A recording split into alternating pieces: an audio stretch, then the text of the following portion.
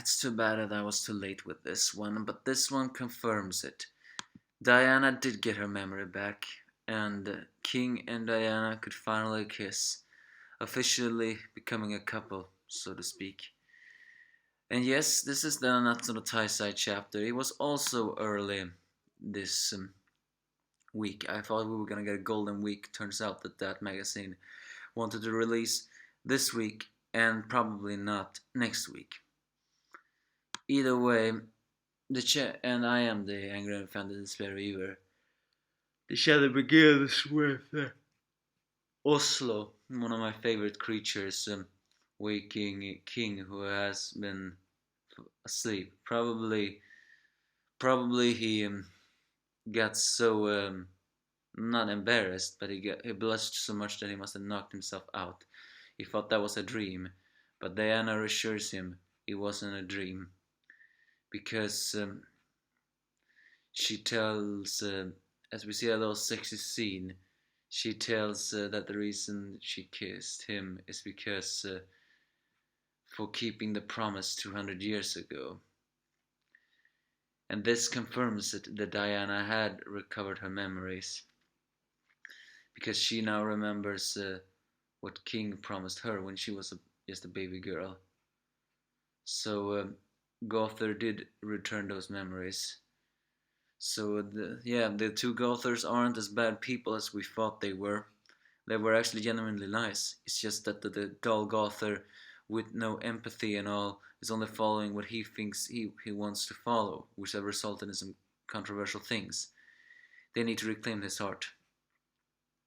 So King actually now realizes that he cannot blame Gowther for anything more. But Diana still holds on to the beliefs that even though she now recovers her memories, she still holds on to the belief that even if she would have lost her memory permanently, it would have been deeply into the heart, which is in a way true. I mean, Diana may not have remembered until now that she loved King, but as the real Gowther said, the reason for their relationship was built on trust and love. They were unaffected by his commandment, so subconsciously she still did love him. So she thanks King for always being at her side, and also that she has always loved him, which by the way we all know that King also did. 500 years and King still loves Diana. So they kiss again, and this time they are ready for it, even though it's still a little bit blushing. So suddenly it turns out that the reason why King has no shirt on is because for the first time ever his wings are being sprouted. Although we can hardly call that wings, it's more like tiny little butterfly wings. King is at first happy that he finally can sprout, but then he remembers how the Gloxi does and realizes, oh, no, it's not impressive. Although Diana does try to say that they will all start with growing eventually. I wonder though, I wonder really if that's the case. Speaking of Gloxnia, he has met up with his sister, who is in an pretty, well, I wouldn't say controversial embrace, but they're in an embrace saying that as he apologized to her for the killing of Rue and for becoming the man he was now, although Gerhard happily forgives him, saying that those were the results back then. And so Oslo grows and begins to threaten Gloxnia, most likely because he's a demon. But it turns out that Oslo has not only been a loyal friend to King. Oslo was born a little bit after Gloxnia joined the Ten Commandments, and has actually protected Gerhard also. And on her orders, he has been protecting King too. And it turns out that Oslo is more connected to everything else. We all thought that the Ruo was Ban's reincarnation, which it probably is. But when Gerhard mentions that Oslo has always been protecting her, Gloxia remembers that when he killed Ryo, he could hear into a heart what said, "When I'm reborn again, I'll protect you no matter what. I'll protect all the things you hold dear and precious to you, no matter what form I happen to come back as." By visibly hinting that Oslo is the reincarnation of Ro, as a way for atone for his sins, protecting the fairy clan and everything else. Or maybe it's like this: Oslo is the reincarnation of Ruo, but uh, in order to atone for his sins of killing the fairies, but Ban is his human reincarnation in order to bridge the gap, so to speak. Of course, Gloxner realized that, but doesn't say much thing. And now, with their memories intact and a little bit power get back, I think. Strangely enough, we do not see Dollar in this one. They decides to head back to the kingdom, while Gloxnia promises to protect the Fairy King Forest as his representative. I mean, I'm still actually a bit shocked by all this. I mean, don't get me wrong, if they turn out to really being good, then fine with me, but they all hated humans, so are you really telling me that the Ten Commandments Dolor and Gloxnet really truly did just now pull a Heelfield's turn? What about their commandments? There's no way they could just turn off like that.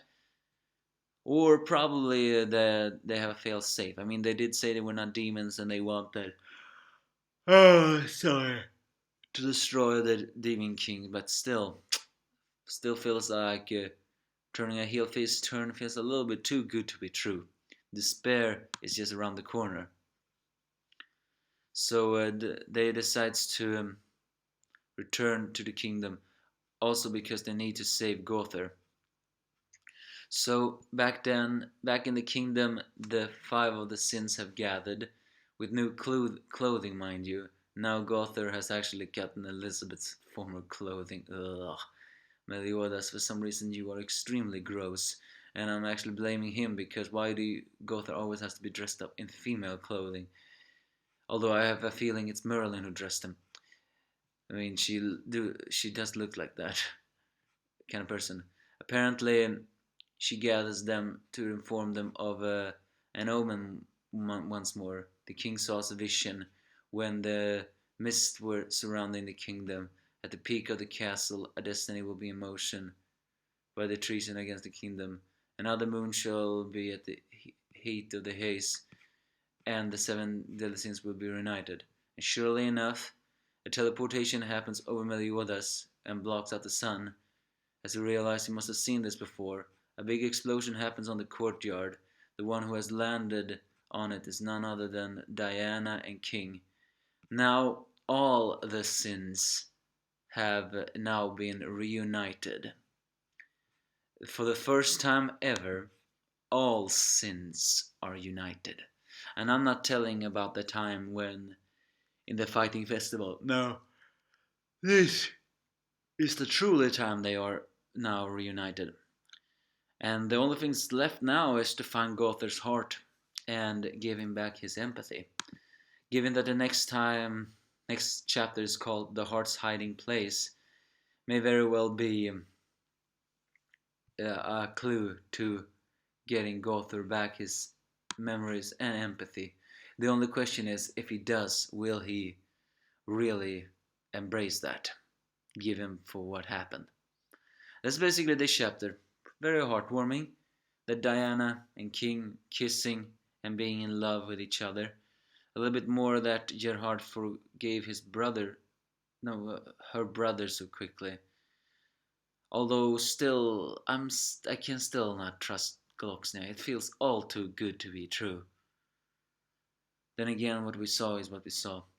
Now with the future and past explained, now's the only question: what exists now? Getting Gowther back his heart and the rest of the 10 Commandments. Things are gonna take a turn for the interesting. Give me your thoughts if you have any.